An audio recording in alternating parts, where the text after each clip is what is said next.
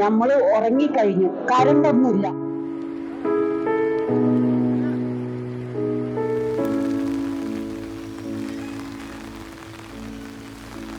ഒച്ച കേട്ടപ്പില്ലേ ഞങ്ങൾ ആ ഓട്ടത്തിൽ എണിച്ച് ഞങ്ങൾ ജീവൻ രക്ഷപ്പെട്ട് ഞങ്ങൾ ഓടി വന്നത്. ഞങ്ങൾ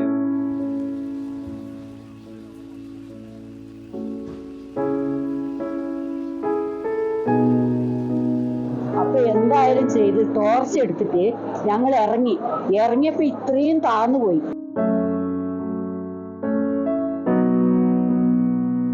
ഓടുമ്പോ ഞങ്ങളെ കയ്യിലുള്ള മൊബൈലൊക്കെ പോയി. ചെറിയ മൊബൈലായിരുന്നു, അതൊക്കെ പോയി. അതെടുക്കാൻ പോയാൽ ഞങ്ങൾ അതിൽ പോയിരുന്നു. അപ്പൊ അത് പോയാൽ പോയിക്കോട്ടെ, നമ്മളെ ജീവൻ രക്ഷപ്പെടുകയാണെങ്കിൽ പെടട്ടെ.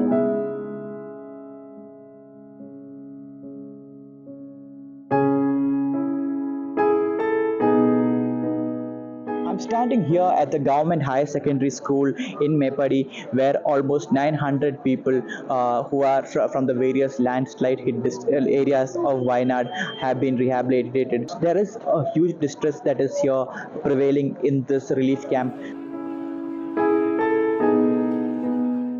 ഞമ്മള് ഉറങ്ങിക്കഴിഞ്ഞു. കരണ്ടൊന്നുമില്ല. അപ്പൊ ഞങ്ങൾ ഒരു 10-11 വരെ ഞങ്ങൾ നോക്കി. അപ്പൊ മോള് ഇരുന്ന് പഠിക്കായിരുന്നു. അപ്പൊ ഞാൻ മോളോട് പറഞ്ഞു, മോളെ മതി പഠിച്ചത്, മോക്ക് രാവിലെ പോകുമ്പോ അമ്മ ഭക്ഷണമൊക്കെ ഉണ്ടാക്കി തരണ്ടേ, അതുകൊണ്ട് ഈ എമർജൻസി ഒക്കെ ഓഫാക്കി. കറണ്ട് ഇല്ലെങ്കിൽ നമുക്ക് കണ്ണ് കാണില്ലല്ലോ ഭക്ഷണമൊക്കെ ഉണ്ടാക്കാന്, അതുകൊണ്ട് മോള് കിടക്കെന്ന് പറഞ്ഞു. കിടന്ന് നമ്മൾ 1 മണി ടൈമായി. 1 മണി ടൈമായപ്പോ ഒരു ഹെലികോപ്റ്ററിന്റെ സൗണ്ട് കേൾക്കുന്നുണ്ട്. അപ്പൊ ഞാൻ നല്ല ജനാലിന്റെ കർട്ടൻ തുറന്ന് ലൈറ്റ് അടിച്ച് നോക്കിയപ്പോ ഒരു പുക കാണുന്നുണ്ട്. ഭയങ്കര ആർപ്പുവിളിയും കേൾക്കുന്നുണ്ട്. അപ്പൊ ഞാൻ ആദ്യം വിചാരിച്ച് ആന വരുമ്പോ എല്ലാരും ആർത്ത് വിളിച്ച് ഓടിക്കുന്ന രംഗാണെന്ന് വിചാരിച്ചു. അപ്പൊ ഞാൻ മോളോട് പറഞ്ഞു, ടോർച്ച് അടിക്കല്ല, ആനയാണെങ്കിൽ വെളിച്ചം കണ്ട നമ്മളെ നേരിക്ക് വരും, അതുകൊണ്ട് മോളോട് പറഞ്ഞു ടോർച്ച് അടിക്കല്ലേ എന്ന്. അങ്ങനെ വാതില് തുറന്നു നോക്കി. നമ്മളെ അടുത്ത വീട്ടുകാരൊക്കെ നമ്മളെ വിളിക്കുകയാണ്. അപ്പൊ വാതില് തുറന്നു നോക്കുമ്പോ ഇപ്പുറവും വെള്ളം വരുന്നു, ഏതിലും ഞങ്ങൾക്ക് കിടക്കാൻ വരും. അപ്പൊ എന്തായാലും ചെയ്ത് ടോർച്ച് എടുത്തിട്ട് ഞങ്ങൾ ഇറങ്ങിയപ്പോ ഇത്രയും താന്നുപോയപ്പോ ഞാനും മോളും കൈ പിടിച്ച് അടുത്ത വീട്ടിലൊരു മതിലുണ്ട്. ആ മതിലൊക്കെ എങ്ങനെയോ കേറി ചാടി ഓടി അവരെ വീട്. അവര് വാർപ്പ് വീടാ, നമ്മള് ചെറിയ ഓടിട്ട വീടാ. ചൂരൽമല ഹൈസ്കൂൾ റോഡില്. അപ്പൊ നമ്മളെ വീട് ഓടിട്ട വീടാ, അവരെ വാർപ്പിട്ട വീടാ. അതിന്റെ മുകളിൽ ഞങ്ങൾ കേറിയിരുന്ന അവിടെ ഒരു 10-15 കുടുംബങ്ങൾ ഉണ്ടായിരുന്നു. അവിടെ ഞങ്ങളെല്ലാം ഷെയ്പ്പായി കുറച്ചേരം ഇരുന്നു. പിന്നെ അത് കഴിഞ്ഞപ്പോ ഒരു 15 മിനിറ്റ് കഴിഞ്ഞപ്പോ വീണ്ടും അതേ സൗണ്ടിൽ പൊട്ടി വരുന്നേ.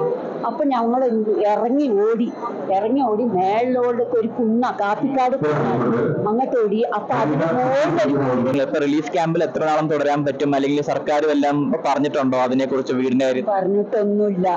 പക്ഷെ നമ്മളെ മക്കൾക്കും സാമ്പത്തിക കഴിവില്ല, നമുക്കും ഒരു കഴിവില്ല. നമ്മൾ 10-30 കൊല്ലം എസ്റ്റേറ്റിൽ വർക്ക് ചെയ്തിട്ട് അതിന്ന് കിട്ടിയ ഒരു ഇതിലാണ് നമ്മളൊരു ചെറിയൊരു കൂല കിട്ടി. നമുക്ക് അത്ര സാമ്പത്തിക കഴിവൊന്നുമില്ല, നമ്മൾ പാവങ്ങളാണ്.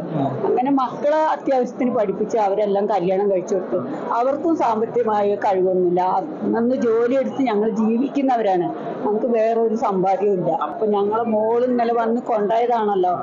അപ്പൊ മോളും ഞാനും മാത്രമേ വീട്ടിലുണ്ടായുള്ളൂ. അപ്പൊ പിന്നെ ഞങ്ങൾ എന്ത് ചെയ്തു, ഇറങ്ങി ഓടി മുകളിലൊരു വീട്ടിൽ പോയി നിന്നപ്പോ 2ാമത്തെ പൊട്ടും വരുന്നുണ്ട്. അപ്പൊ ഞമ്മള് ഇവിടെ ഇരുന്ന വീട് അടക്കം പോകുമെന്ന് പറഞ്ഞ് ഞങ്ങൾ ആ വീട്ടിലുള്ളവരും ഞങ്ങളും വേറെ 2-3 ആൾക്കാരും കൂടി ഉണ്ടായി. ഒരു 10-15 പേര് കൂടി, ചെറിയ കുഞ്ഞുങ്ങളും ഉണ്ട്. ഈ കുഞ്ഞുങ്ങളും ഞങ്ങളും എല്ലാരും കൂടി ഓടി മോള് കാട്ടി കയറി.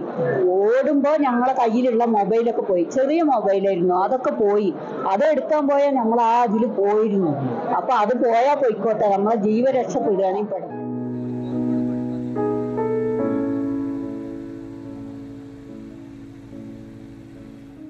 എന്താ പറ്റിയെന്നൊന്ന് പറയാൻ പറ്റുമോ? അതന്നെ ഞങ്ങൾ ഉറങ്ങുണ്ടായി. ഒച്ച കേട്ടപ്പില്ലേ ഞങ്ങൾ ആ ഓട്ടത്തിൽ എണിച്ച് ഞങ്ങൾ ജീവൻ രക്ഷപ്പെട്ട് ഞങ്ങൾ ഓടി വന്നത്.